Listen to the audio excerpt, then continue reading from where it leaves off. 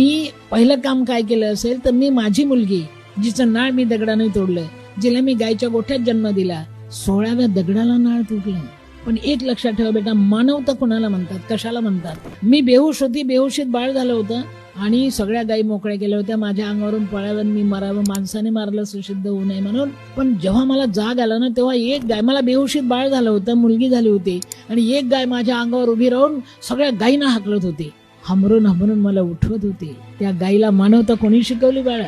म्हणून मगा सांगताना पोरग जे गोरक्षक, हा रे मी गायची पण आई आहे बेटा. कारण एका गायीने मला वाचवलं. मी तिचा गळा धरून रडले आणि तिला वचन दिलं, माय गाय असून माय झालीस, मी शेवटला रक्ताचं थेंब असेपर्यंत माय होईल.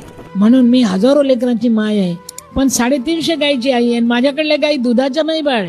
थकल्या भाकल्या गायी लोक हळद कुंकू लावतात, हाकलून देतात रे. माझे लेकर त्यांना उचलून आणतात, सांभाळतात बेटा. कारण एका गायीला मी वचन दिलं होतं, तू गाय असून माय झाली, मी तुझी माय होईल. कोणी आपल्यावर एवढेशे उपकार केले बेटा, तर त्याच्यावर ढीगभर परोपकार करायची तयारी ठेवा बाळ.